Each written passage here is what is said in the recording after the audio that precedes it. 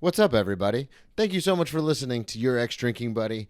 My name is Brennan Tassif. I'll be your host. Subscribe, rate, and review wherever you get your podcast. Check out the merch store at brennantcomedy.com/merch-store. And make sure you subscribe on YouTube as well. We'll put the shorts up there, the full video, the whole thing. Thank you so much for listening. I love it. I hope you love it. Subscribe on Patreon, too. We do bonus episodes. I do Tales from the Restaurant, where I talk about celebrities I've waited on and whether they're assholes or not, which is super fun. Also, we do a pre-show banter for my other show, Cheers from the Press Box with Joe Dorville. A lot of behind-the-scenes stuff going on over there, too. Make sure you just subscribe everywhere, just all over the place. I greatly appreciate it. And if you're not leaving the mean comments, thank you for that. Maybe leave a couple nice ones. Grab me a beer and grab me a coke. We bout to sit for an hour, bullshit and tell jokes. And please don't mix it up, cause he done sobered up. Brennan T Comedy on your social media feeds. And Brennan Tassif is your ex-drinking buddy. Brennan Tassif is your ex-drinking buddy.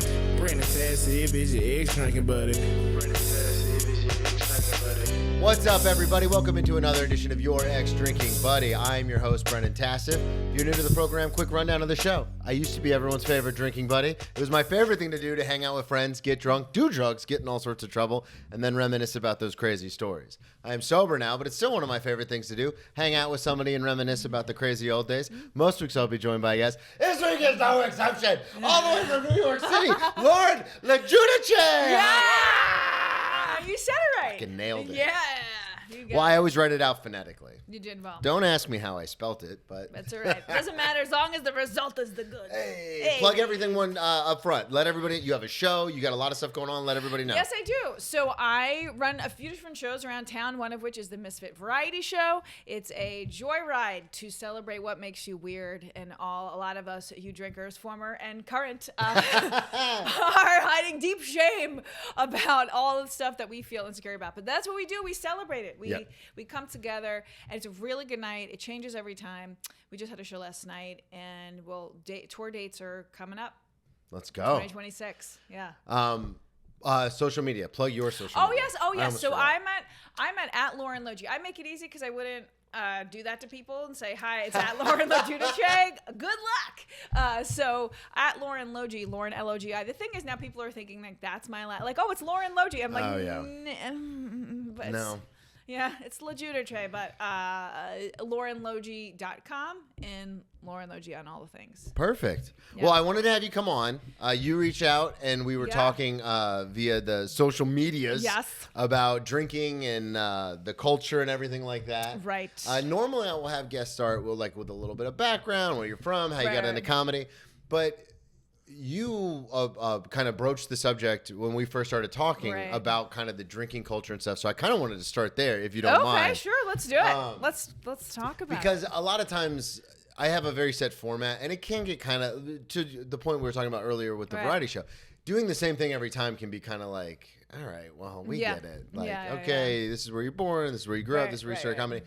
But I was very anxious to have you on and excited to have you on because you have a very, not unique, unique. You have a very unique view on the party culture and kind of just drinking as a whole and the marketing and things like that. So I kind of wanted to get right into that. Okay. All right, let's do it. If you don't mind. Yeah, let's talk about it.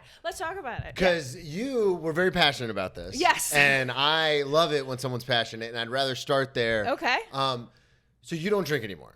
I occasionally will have like a glass of wine now, but that took years to be able to do. Yeah. I had to stop at one point because I was in therapy, doing EMDR therapy for some of the trauma induced by some of the, I wouldn't say drinking caused it. I'd say, there was a lot of trauma that I used drinking to, and other things to mask. Self-medication. Self-medication. And then certain things happened like when I was drinking, and then I had to get over all of that trauma together, and it made me when I stopped drinking and I looked back on why, some of the reasons why I felt really ripped off. I felt so fucking betrayed because it's this whole idea, when I thought about all right, what is it going to be like to grow up, be a teenager, to go to college, it was synonymous with getting wasted, We've talked about that on the show. Yeah. Yeah. The movies make it look so much fun, and Yeah. American Pie and Euro Trip and Road Trip and all these movies growing up where you're like, that's what Project X, that's what I want to do. Varsity Blues, on and on and on the list goes. Yeah, you're just gonna like black out. Yeah. And that's it's gonna the be ideal. great. And it's gonna be great. This is amazing. You want to black out. I was like a champion blackouter. Like people would be like, "Oh, you weren't that drunk," and I was like, I don't remember what happened last night. Champion Blackouter might be the title of this episode. Yeah, I just was like, I would be very, like, people were like, "Oh, you seem pretty chill." And I was like, really? Because I was super out of control. That's, my friends used to have this thing in college where I would do a couple shots and I'd be like the life of the party. Yeah, and then people who didn't know me would be like, "Oh, Brennan, he's so wasted." And my friends were like, "No, he's not." When I was sitting on the couch, stoically and silent, being chill, then my friends who knew me were like, "Now he's wasted." Yes. Because I would just shut down. Yeah, and in some ways you're like, "Oh, this is what I've been wanting." Just calm the voices. Yeah, now I can like live in life without like this deep feel of anxiety and shame about everything I do and say. I mean, the listeners are sick of hearing me talk about it, but that's the whole reason. Yeah. I hated drinking, got drunk for the first time, and I was like, this is awesome. I don't want to die. Where did you get drunk the first time? So my twin sister, who I was not very close with, I was a loner most of my life. So it's not on her. I was just by myself a lot. I got bullied a lot, so I was just kind of a loner. Oh, you need to come to the Misfit Variety Show. my senior year of high school, my dad was out of town, and my twin sister was having friends over to drink. And she invited me, which was the first time this had ever happened. And I was like, because she was popular. All my siblings were very popular, and I was not. And I was like, what? This is crazy, which is weird. Like, I played high school football. I did all the things. I just was the one who always got picked on. So I was blown away. And I remember they were drinking 99 Bananas, which is a banana schnapps that tastes a lot like banana runts. And I did a shot of it because I was so against drinking. My ex-stepdad was an abusive alcoholic. I was so against drinking. And I did a shot of it, and my anxiety like almost instantly went away. And I was like, oh, wow. So I'll never forget it. I talk about it in my one-man show, but I'll never forget that moment when I did that first shot, and I was like, oh, I get it. Yeah. Like, I'm cool, man. Like Jerry Maguire, man. I'm hot. I'm cool. Right. And so I was just like, this is going to be awesome. What about for you? Because you said, again, growing up, going through some stuff. Yeah, so I was in Queens, and I was like this unexplained Viking-looking kid in a very Italian family and neighborhood. You're very tall. Yeah, and they're very tall. And like you walked in, and I always get self-conscious because I do the show in the apartment, so my shoes are always off, and the guest always comes in with their shoes on. So everyone always seems a little bit taller than we are in like real life. Yeah. And so I'm always a little self-conscious. Then I open the door and I go, oh, this isn't even a question. Yeah. Yeah. Like I have to like bend down to like hug my mom, you know? Like, oh, grandma, hi. So you grew up in Queens. I did grow up in Queens, in like Howard Beach, which is like so Italian. Yeah. And that's how you changed the name. You know what I'm saying? Hey, how you doing? How you doing? And so like it was like unexplained to me why I was different. I was being told like, no. I'd be like, why don't I look like anyone in Dad's family? And they're like, oh, the Vikings invaded Sicily. That's why. And the gaslight tea. This is like the line out of True Romance. And like, when you're being gaslit, because I was being gaslit, I didn't know it at the time. You just have this inner knowing. But the thing is that something is wrong. But you're a kid trying to figure it out. So what you do is you say like, no, something is wrong here. They're telling me it's not anything else. It must be me. Mm-hmm. So I was like, there's something wrong with me. Mm-hmm. I was so convinced. In fact, years later, I went to a therapist and I was like, there is something wrong with me and we're going to figure it out. You and me, we're in this together. Because everyone else is sensing it and no one's telling me. So what I didn't know at the time was that my parents had used a sperm donor to make me. Oh, okay. Right. And so my genetic father is like, Anglican. I am like super Mayflower wasp. Yeah, right? okay. But I didn't know it at the time. So I was like unexplained, all this rage inside me. And like, that's a huge thing. To look around and be like, I'm different from the others, but everyone's acting like I'm not. That I'm sure that it had to be like the line from Zula. Like I feel like I'm taking crazy pills. Right. Like everyone's like Stop! Yeah.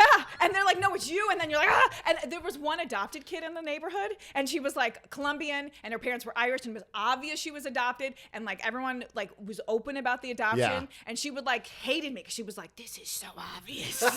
And I'm fucking dealing with the stigma. And this one. This one. I'm more Italian than this one.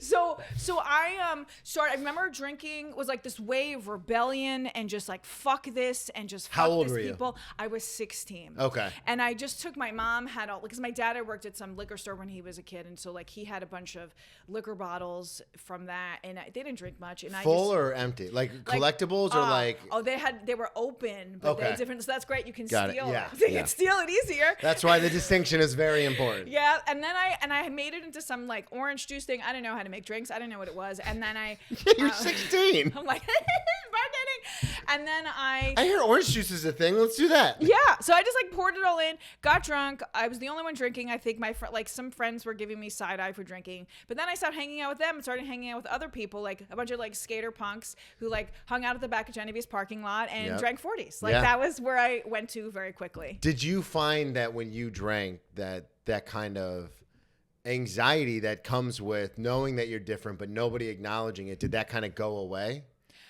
In a Did way, you feel any sense of relief? I felt an empowerment of like, Okay. I am taking this into my own hands, and I'm being the rebel that like, yeah, I don't belong, and I'm doing, I think, the rebel playbook as has been taught to me. Yep. Like at the time, I didn't know, like I didn't discover Patti Smith until like a few years ago. Like I don't know. I just have very, I self-silo myself in my niche interest. And so that never got to, like if I would have discovered someone like Patti Smith, who was rebellious through poetry and music and art, like maybe I would have had another conduit, but like Italian American queens. Well, it's the same, same in a lot of ways. Because I had loved stand-up since I was a kid, since I was 12, but I never thought it was a thing. Yeah. So I rebelled. I became angry, with certain things that worked out the way they did in my life. And my anxiety and my depression, I was like, I'll drink. That's how I'll get rid of it. Right. I never once thought maybe I could put this energy, this nervousness, this depression into something. Right. Which now being sober is what I do, which is where Yes. I tell people all the time, if you're an addict like I am, it can be a superpower. Because Yes. there are times I'm up till 3 a.m. cutting clips, and like my fiance will wake up in the morning.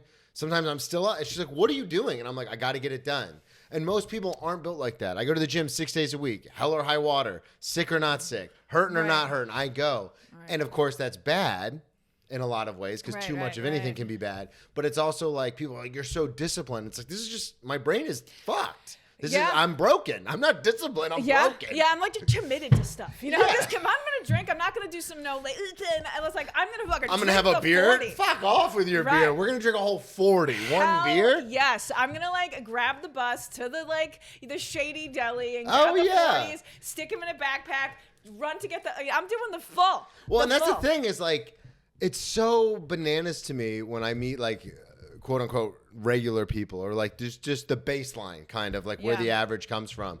And they're like, yeah, I might drink tonight. I don't know. I really don't want to go to the store. And I go, that's your biggest setback is going to the store? That's part of the fun. Are you kidding me? Yeah. I used to have to figure out how I'm going to scrape together $27.67 so I can get my pack of cigarettes and my bottle of vodka. Yeah. That's an adventure. Hell yeah. But the fun thing was too, I remember now thinking like sometimes we'd like stand outside the liquor store and you'd be like, hey, can you go buy us a 6-pack? Hey, can you go buy? And like eventually someone would. Always. Always. So it's a numbers game. Yes. It's the same time because I was never this guy, but I know some guys who are like this, where they'll just approach every single person that they meet at a bar, like Yes. women. And I'm like, don't you have any shame? Don't you have any sort of like empathy? And they're like, it's a numbers game. And they always would end up going home with somebody. And I'd be like, Wow. so if you just keep throwing shit at the wall, eventually something's going to stick. But don't they feel like I I'll could- bang I anyone? couldn't. What is it like? I could never. Even thinking about it now makes me like, ugh. Right. I could, it's the same. I mean, I guess in a way I do it with like stand up and with content. Right. Because I just keep pushing stuff out. Right. But like that's me. Like I'm just messing with myself. Right. That's not like. But that's also like gaming, how the algorithm, and I guess they're saying like that's how the game works. But isn't it like, you know? I guess that's how life works in a lot of ways. Though. I guess that is those who get asked. Just keep That's- asking. But then that's also in that way saying like I will fuck anyone. I know, That's right? like, That's why I'm in a always like, way. that's so gross. So I say all this, bring us full circle Yeah. back to going, getting six packs, Right, getting on the right. bus, and then how long? Because we started the conversation with the kind of the marketing or the obvious portrayal of how alcohol is supposed to be versus how it affected you in your life. Right. So at the time when you're 16 and you're doing all this stuff, are you thinking like, oh, I'm living that life? Like I'm living this fun party life? For sure. And Okay. like even when shit would go haywire and awful, I still was like, whatever. I'm still gonna drink because like it was the benefit of drinking outweighed any of. I mean, not really, but in my mind, and I was just in general, I knew I had to escape this place. So I was like, any trauma that happened just got siloed off because it was like I have to leave, and my way out was basketball. So I Okay. was a jock, and that actually was great because then it kept me away. Like I had basketball camps Same. and stuff, so I couldn't drink. That had kept me Football saved my right. life. It for a saved long it time. because then you Because I have to- found yeah. drinking, but then I went to play college football, and it was like, this is an 80-hour-a-week job. Like, you can Right. drink 1, maybe 2 days a week. And so when I drink crazy. But then Right. it's like, I'm not going to show up to practice hungover because it sucks. Yep. And Yep. so it saved me in college when I first got there. I Yeah. was going to study hall. I was only drinking 1 or 2 days a week. Yeah. And like, so Yeah. you play through high school. I played through and into college. Okay. Yes. So that was really helpful. And then in college I played rugby, and then I was the funnel girl. Then Yeah. that was a whole thing. We're gonna get to yeah, that. yeah. So yeah. Did you go to college for basketball? I did. So that was Okay. my thing. I was like, I am gonna get out of this neighborhood. I have to leave. I don't care what I gotta do. And I was just like, no, talk about numbers game. I was like definitely looking at every college I could. Where did you end up going? Wesleyan. Okay, full ride? Well, it's a D3 school, Okay, but so I they definitely don't- got yeah. some help with financially. Yeah. They're like, you know. Well, D3 yeah, it was sports, a it partial scholarship. They're like, you're not a D1 full ride athlete, but we'll get you your Yeah. books and your meal plan and a couple. Hey, there you Your go. plum work study job. Yeah. So when you get to what? Because Wesleyan's I know that school. And I'm from the South. That's like a big name school. Yeah, as it's far like maybe not athletics, but as far as education. Yeah. It's one of those like New England private schools. Yeah. Yeah. And I was like this kid from Queens coming there, and I was like, Hey, how you doing? Who's got the 40s? Huh? yeah, like what's up? We're gonna party and all these. I could just see you kicking in the door, being like, "I'm here, huh?"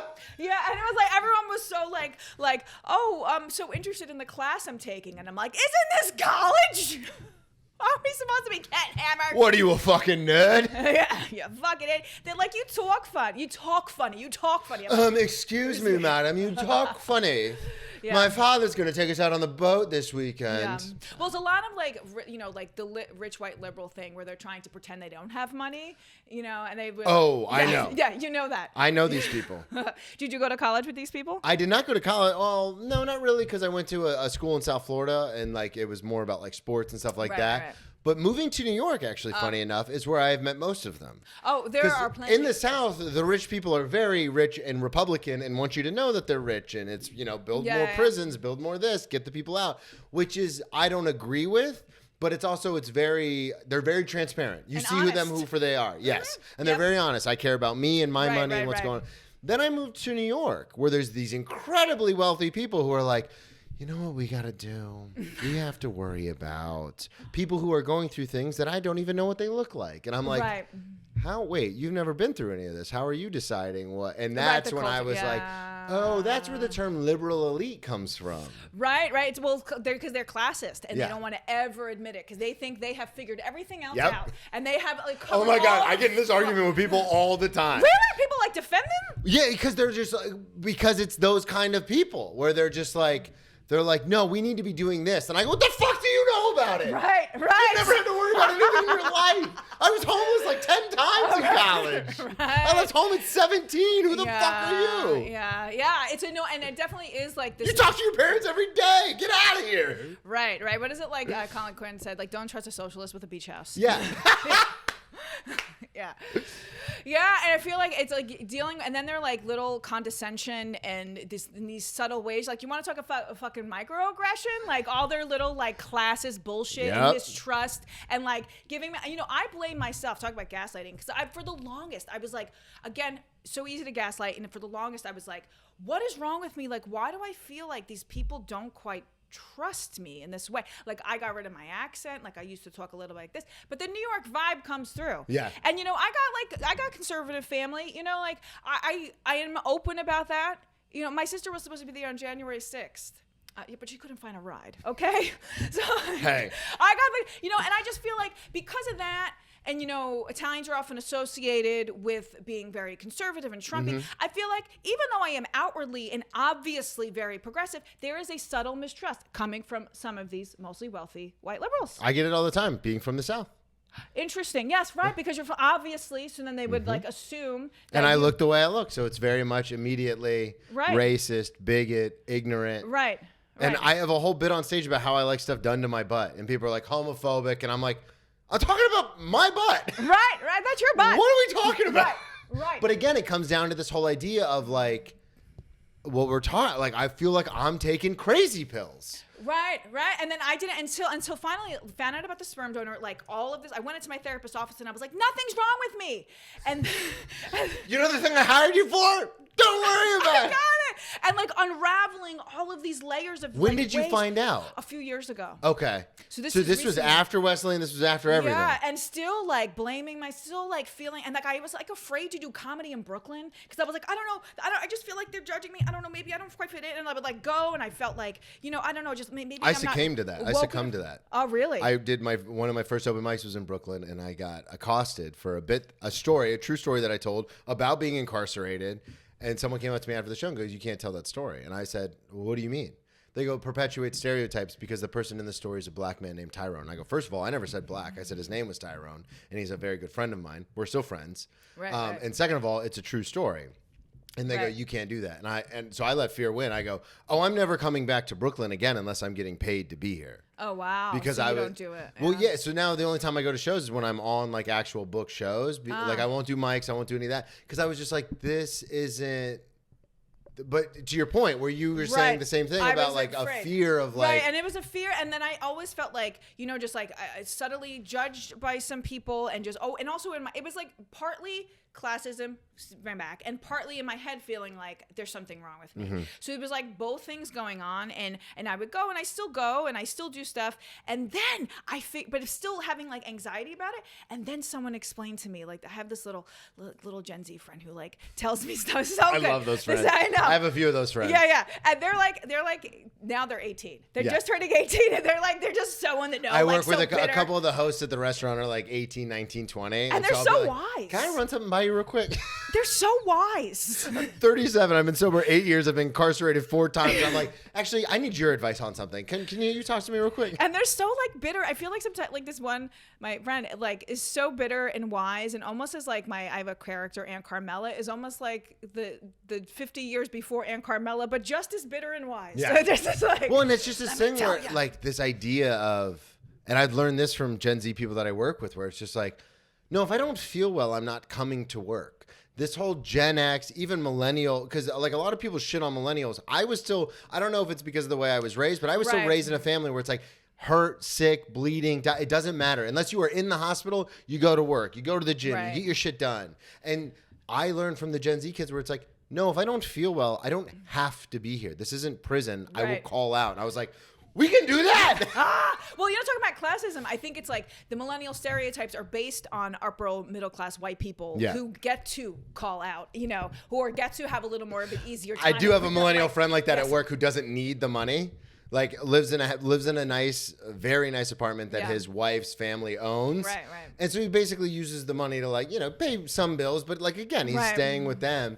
So he'll just be like, I'm just not feeling it today. So I called out and I was like, right. Who pays rent? What's happening? Right. My dad taught me, my Italian dad taught me to work like you're starving. Yeah, even if you're not all day. All the time. That's it. And the problem I have is I do that, but then I spend money like I'm starving too. Okay. So then it kind of all equals out. You know what I mean? No, it'll happens. It all I'm such a trash person because as soon as I get money, I'm like, what can we spend it on? What can we buy? What can we buy? And it's like, you should be putting it away. And I'm like, away, schmaway. Do you think that's what like addictive personality Yeah, stuff? that's where it's the instant gratification of like buying stuff right now. And I have a bit about it, but like growing up, one of our family mottos was perception is reality. So if people think you're doing well. Right, Doesn't matter what the credit card companies say.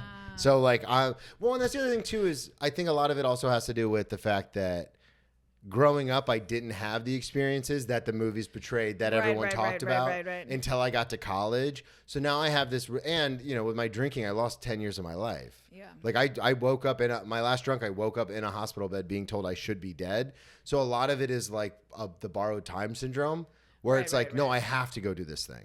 Right. Like my friend is doing a special taping in LA. I have to fly out for the day and fly back.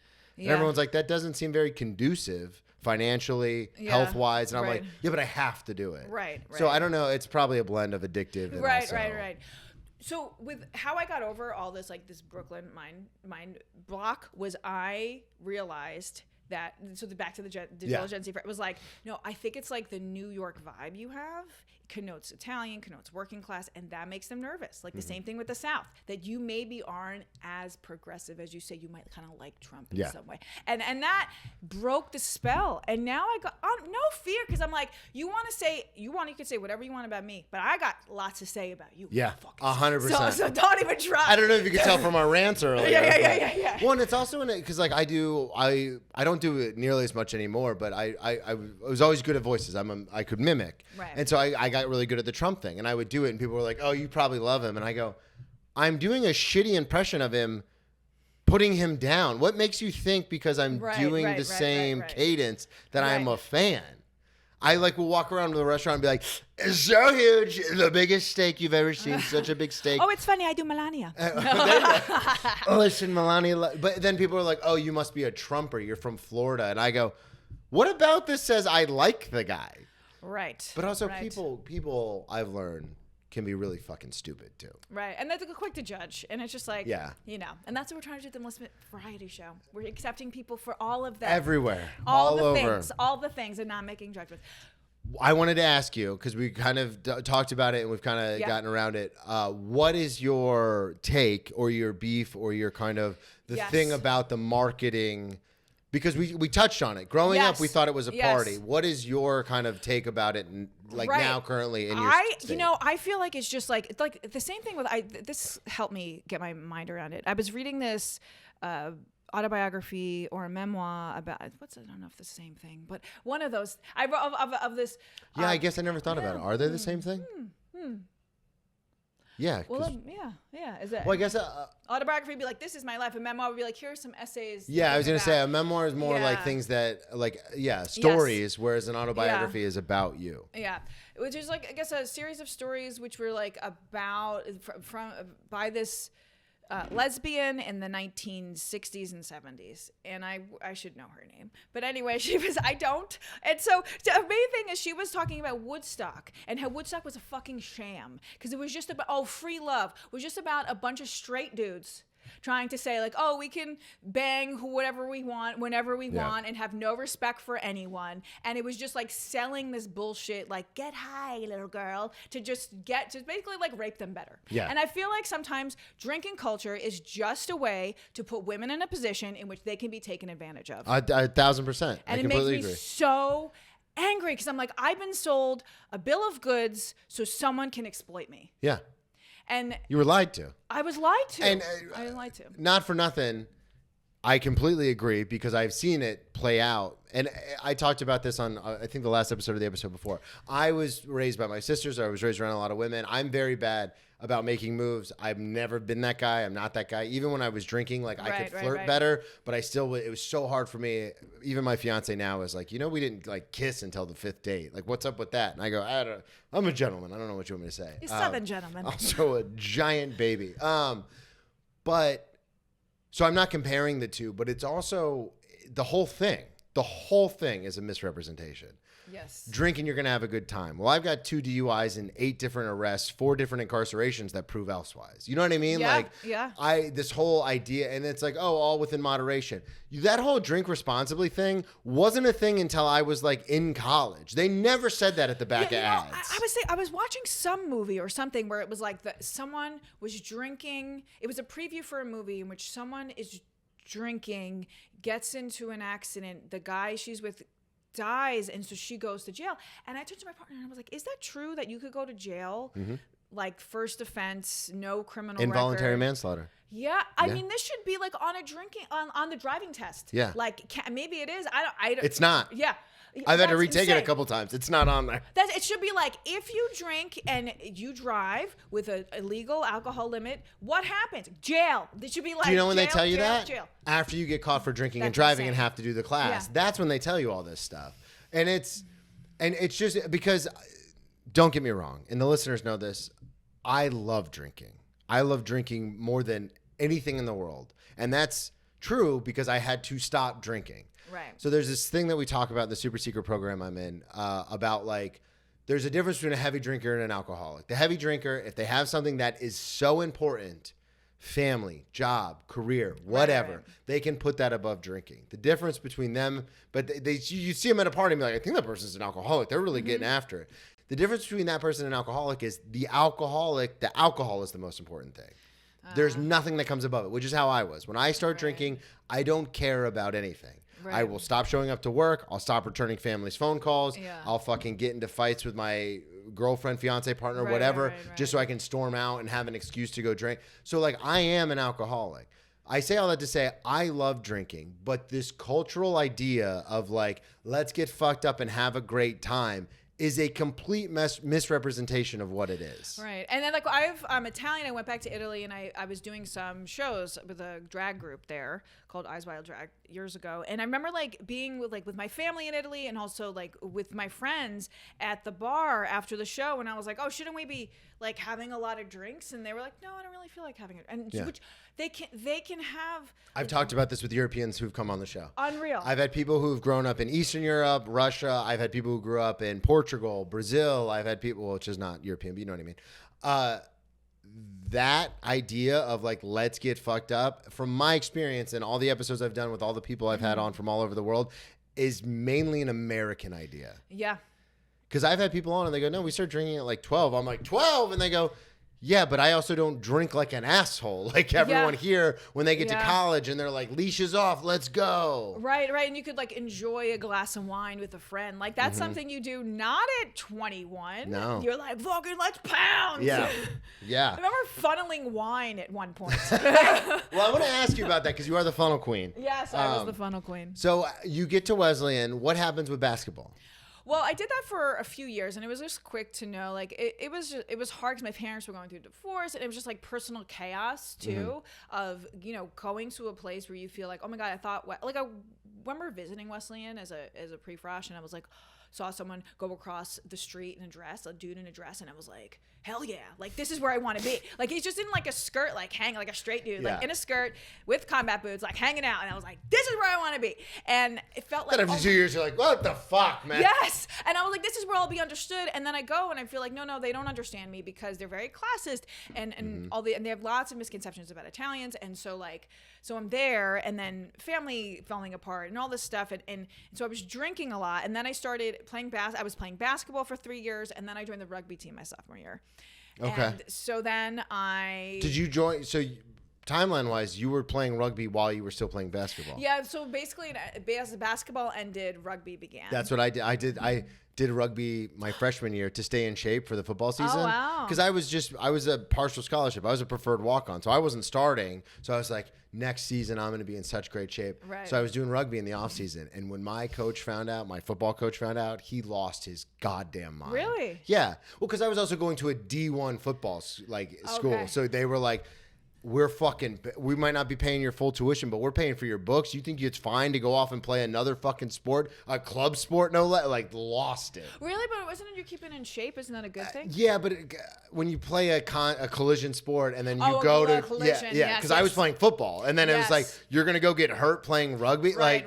What is wrong with you? Right. And also it's just one of those things where it's like, no, this is the sport. You play this sport. Yes. Which is why, that I find it fascinating that basketball was just like, okay. Well, it was like I was clear I was going to maybe quit. You know what? I didn't play. I only played 2 years. Yes, because by the end of because then I went abroad. Got it. So the second year I was like. So you finished your sophomore season of basketball, start doing rugby, and you were kind of out on basketball. I was out on basketball. And then I got really into rugby. Rugby's awesome. Yeah, it's so fun. It's so fun. You get to beat the shit out of each other and then drink and maybe make out after. It was fun. It was a good time. Well, and the thing I also like about rugby is there's still a lot of injuries because it's a violent game. Yeah. But there's a lot less head injuries because you don't have helmets. Yes. By nature in football, you're taught not to use your helmet, but you realize at a very young age, I was in high school when I realized, if I smash my head against someone else's head, it kind of like they're disoriented. Right. I was like, that's a benefit. So I'll just keep smashing my head into people, which in rugby you can't do because there's no pads, there's no helmet.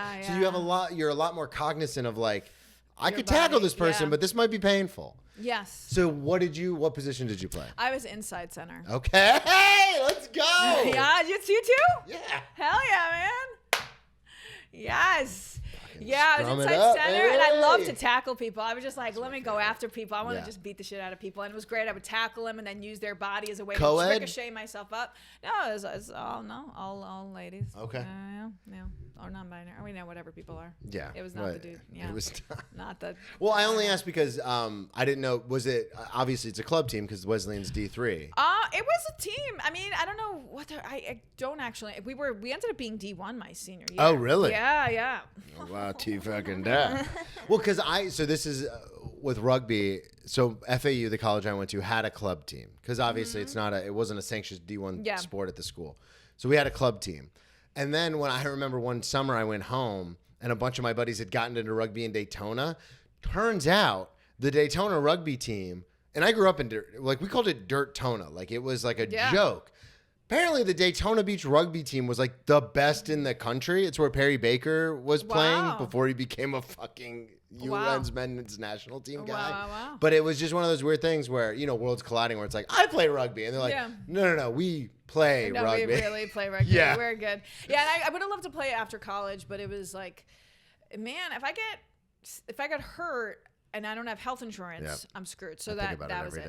Yeah. So you played through college and then how did the funnel queen thing happen? Well, that was basically quickly because I was like, I'm from fucking New York. I know how to drink. Please, I've been like at art clubs and stuff. So I was like, I've been self-medicating for years trying to bury these emotions. Yeah, and I'm not gonna let some like little like kid from like suburban Massachusetts outdrink me. I'm like, I'm from Queens. Go fuck yourself. Yeah. So I basically was like, give me that funnel. I'm like. And so then they were just up on the shoulders. You're the champion. My junior year, I was like the champion. Yeah.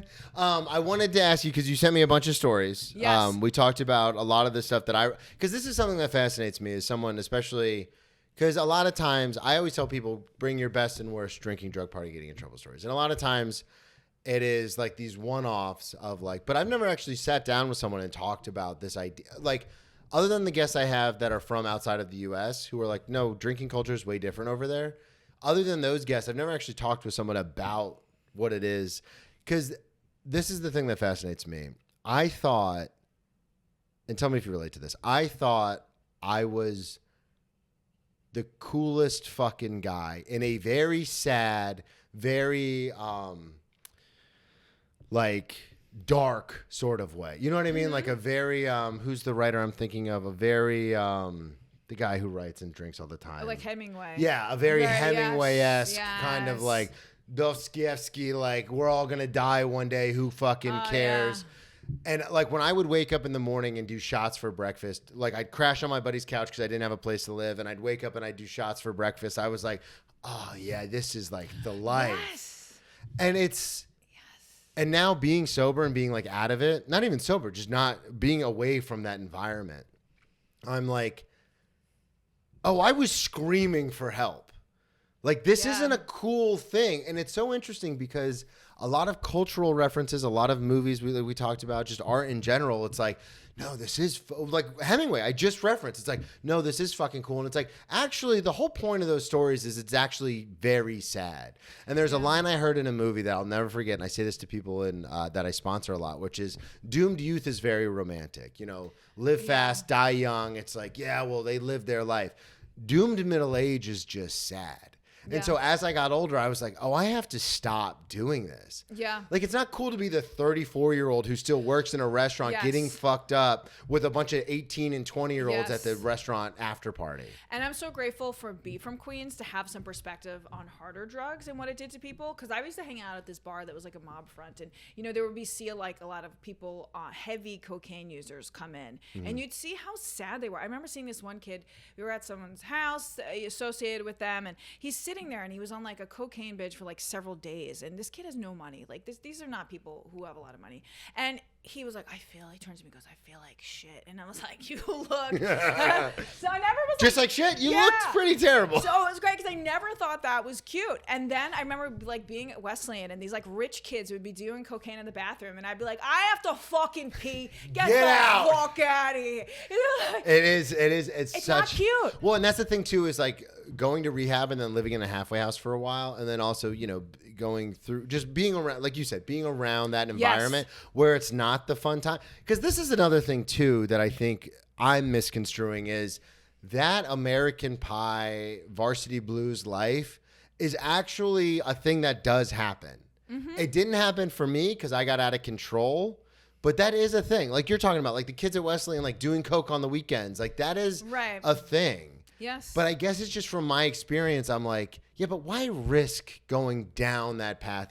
Because I've some of my closest friends are either recovering heroin addicts or they're dead heroin addicts. And you know what I mean? Like it's like one of those things where it's like, yeah, but why risk it? Yeah, why do we need to go down this path to get some sort of validation and proof of like our rebelliousness or a sense of self, or like, can we figure it out another way? And like drinking and doing all sorts of substances is like a path that's available and encouraged for people to execute their youth rebellion, the rebellion in general. And like, you know, it's for profit because these companies make money. And so we're like in this capitalist system where these companies they have full reign to advertise like how this is the narrative that we're supposed to be living. And then we go out and we buy the products to do the thing, and we're sitting there as the consumers, and they're making these shots that are like cute for kids, like okay for people who are like 18, 19, just starting to drink. They have those new cans now with like the mixed drinks in the can. Oh my God. I'm like, just drink a Fanta. What are we doing? Right. Well, and this is the other thing too that kind of blows my mind is I haven't had a drop of alcohol in many, many years. I still do dumb fucking shit all the time. Yeah. Like I'll be at because you know how it is with comics. You be sitting there and you're like, I haven't said anything in a while.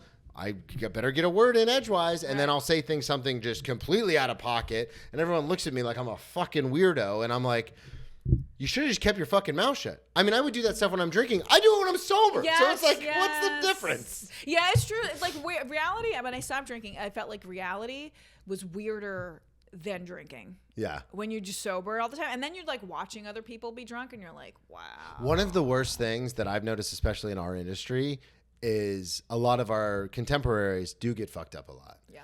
And one of the shitty things is to be at like an after party or after a show or to be out with a bunch of comics and you're having a great time. And then it'll dawn on me about 7 to 10 minutes in, like, oh, they're fucked up. They're not going to remember this, A, or B, next time I see them, it's not going to be like, we had such a great time. Yep. It's going to be, I woke up so hungover. I can't believe I drank that much, yada, yada, yada. So there is a lot of this. And this is something that's been very hard for me to learn. There is this huge distinction between true friendship and like, oh, I was just drunk at that party and you were there, so I talked to you. Because there are some big comics that I've met at stuff, and I'm like, oh, I can't believe I'm friends with so-and-so. Like, we hung out like the whole night. And then the next time I see them, they just walk by me, and I go, oh, they were drunk, and they don't even remember hanging out. And that could be crushing in our industry because it's all about, like, connections and stuff. Right. And I've been like, oh man. Yeah, as soon as the tide turns at a party or with someone you're talking to, we're like, oh wow, you're not gonna remember this tomorrow. I'm like, I need to get out of here. Yeah, I did the same thing. Yeah. I remember one time through happenstance, I was fortunate enough to go to an SNL after party when a comic hosted, a big comic. And I walked in, I was like, boy, oh boy, this is going to be great. And everyone was so fucking drunk and high on coke and stuff. Wow. And I was like, oh, nothing I do. Like I would go up and shake all these people's hands, and I was like, none of it's going to matter though, because no one's going to remember any of this. I've met Dave Chappelle 9 times. And every time I am introduced to him or whatever, it's the same thing. Hey, man, I'm Dave Chappelle. And I'm always like, second time, get it. Third time, maybe. 9 times? I'm like, oh, it's because you're drunk every fucking time I meet you. No, interesting story I heard about Jimmy Fallon is that part of his way to success was he would go to the SNL after parties and not talk to the comics. He would hang out with the suits. Oh, really? Yeah, because he figured like, who's the one who's going to be able to help me? That's true. And years later, he's successful without being funny. You can do it. You can do it. Bang, bang, bang. Yeah. No, you can, and it's funny because the restaurant that I work at to supplement my income is a very swanky steakhouse. And let me tell you, the people I've met a lot of awesome people there, but the people who can actually do stuff for me are not the comics that I've met there. No, it's the people never. that run the clubs, the bookers, and this and the that. Actually, the people who can help and those you are the people who are like, hey, you should do a spot at the club, and you're Yeah. like, oh, I should. I guess I should. Yeah, and they're usually like the boring people. Like Suits are always boring. Yeah. They're just like That's why they're suits. Yeah, that's why they're suits. Yeah, the people. My friend went to a party at Kate Winslet's house. Yeah, and she was invited by someone else who was like, you were to come at this time and you were to leave at the. I've been at those. Yeah. Yep, and she said the party was full of bankers. Of course. Because who is going to find? Who's the real people who can make our projects happen? Yep. Are people with money and know how to finance things. One of our regulars at the restaurant, Jennifer Lawrence, her husband is in the art world. So when she comes in, she's not coming in with like all these Academy Award winning actresses. She comes in with all of the, not artists, the art buyers and curators. Right. And they're the fucking meanest, most arrogant, boringest fucking people you ever met. Jennifer, sweetheart, one of the nicest people alive. The people she comes in with, her husband included, absolute dickheads. And I heard they're always trying to pawn the check off other people. That happened to my friend.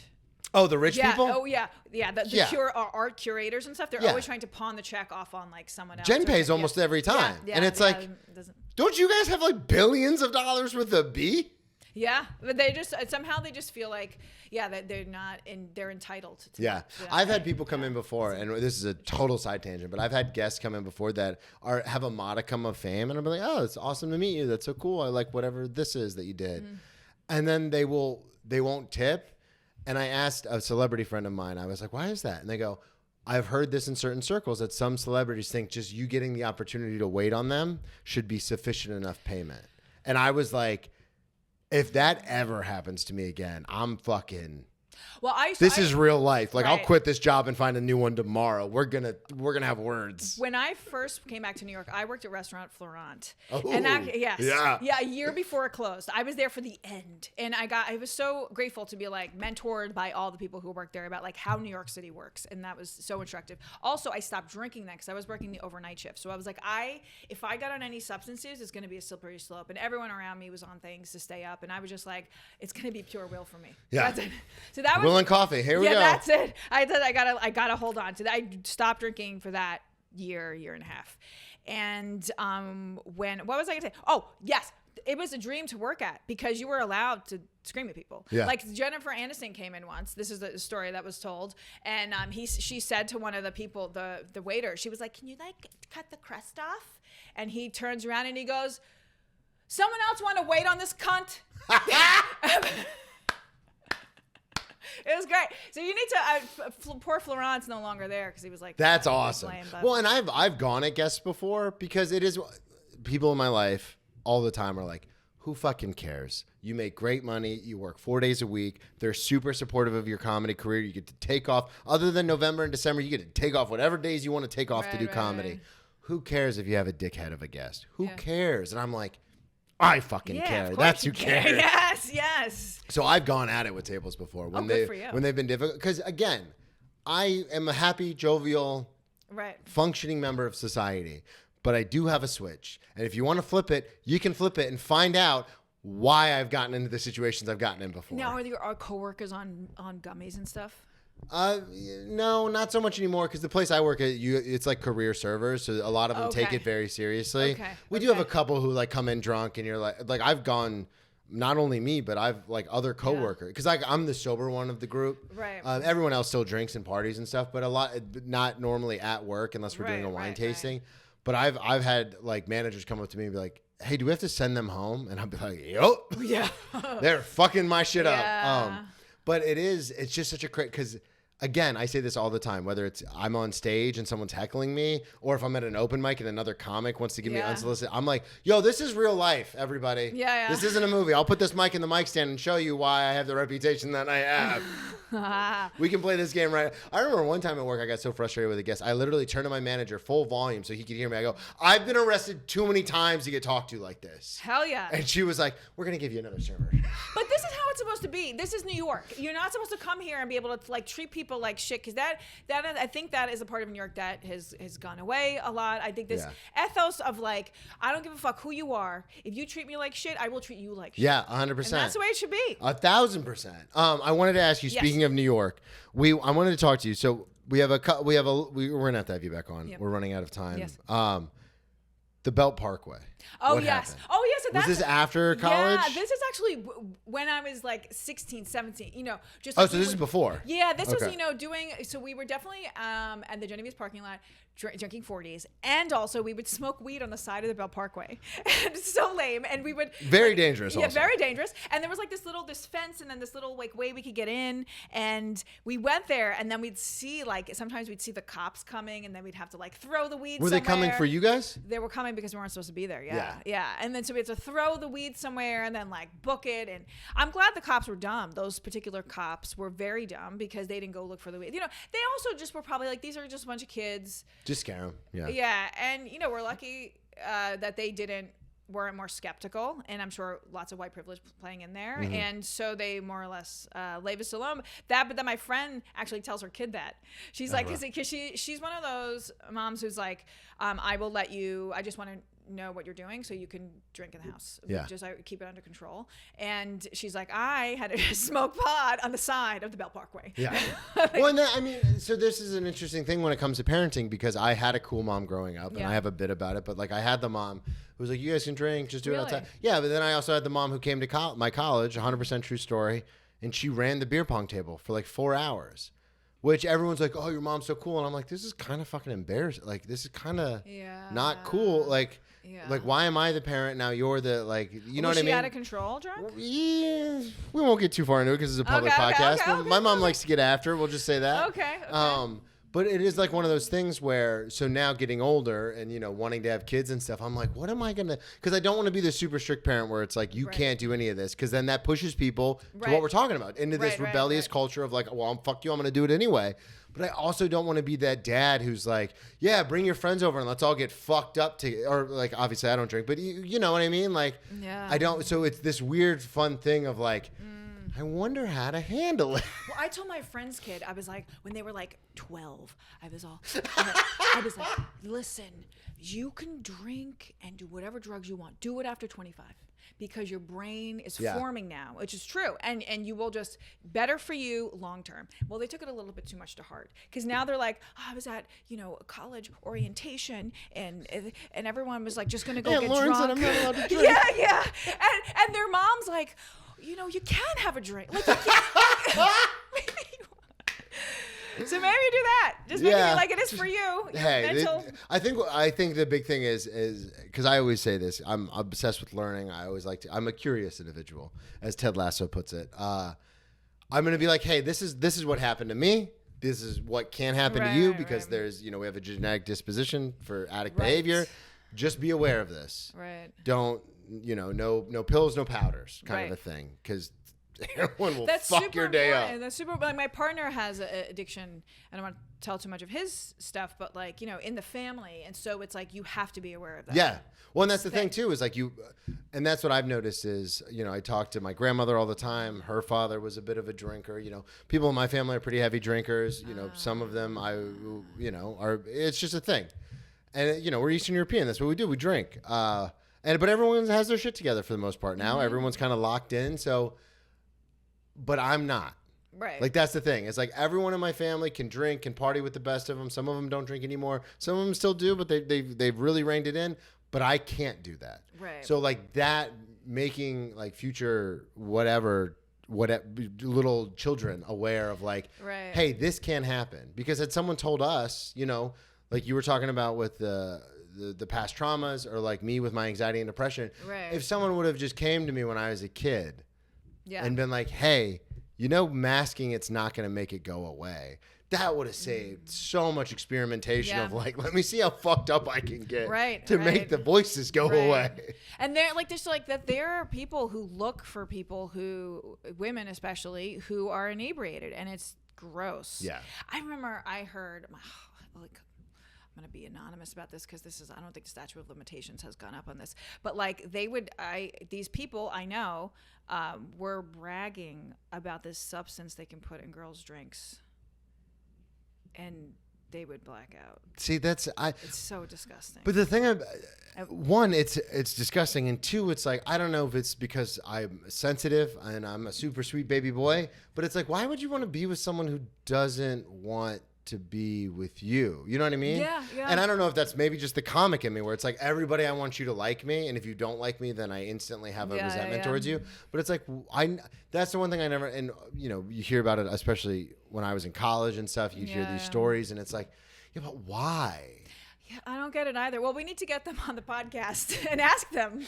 Listen here, I heard. Hello, I want to ask you about all the thing about grabbing the pussy when they're not even cognizant of it. You don't get to see their fear. If you're famous, you can do whatever you want. Listen to me. Just ask Bill Cosby. Oh, wait, he went to prison. Tunnel Club. I want to end on the Tunnel Club. Yeah. So when I was like, we had all sorts of bad fake IDs and got into. So all this was happening before Wesleyan. All this was in like high school. That's why it's like, man, like that's awesome. why I went up to Wesleyan and I was like, pussies. Yeah, fucking first time is rookie.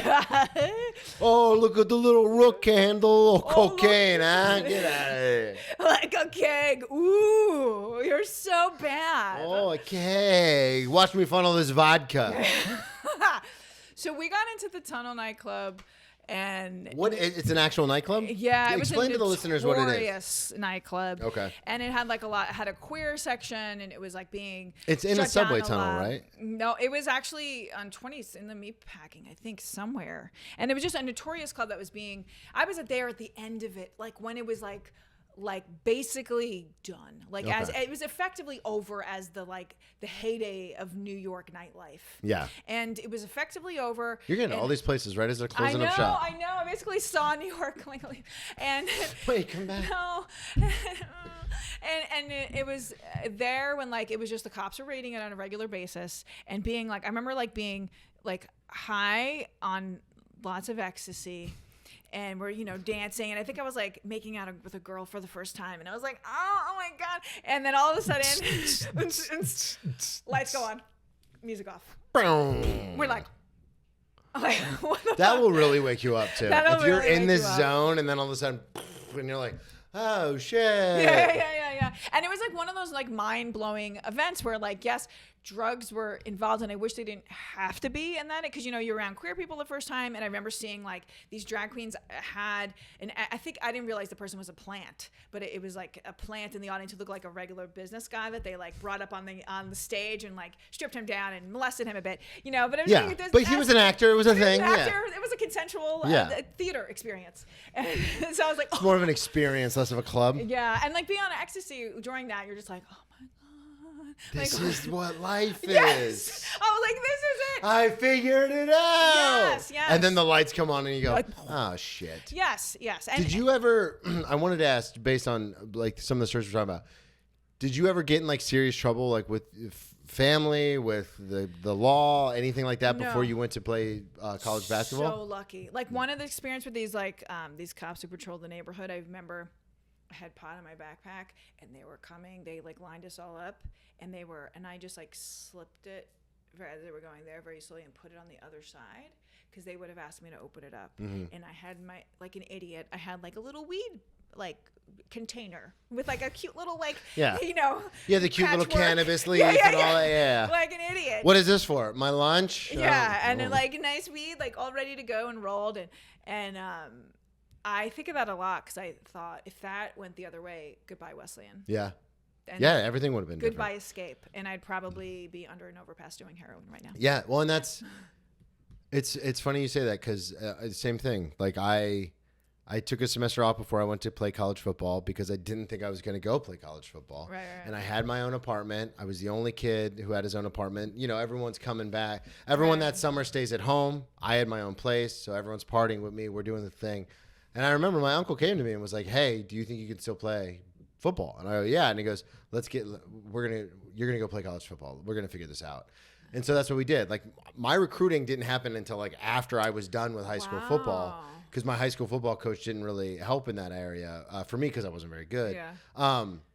But to your point, I remember thinking like, had he not come to me and had that conversation, had I like tried to do it on my own, I never would have done it. I barely applied to schools because I was like, you know, I didn't have people being like, all right, now write the essay, do the, to your point, to what we were talking about earlier. There are certain people in life where I have this, I'm trying to make this into a bit, but it's like, I feel like when they got to the startup screen, if it was a video game, the startup screen of their life, they were able to put it on easy mode. And they always had someone being like, all right, fill out this application, write this essay. Here's the $250 thing. Yep.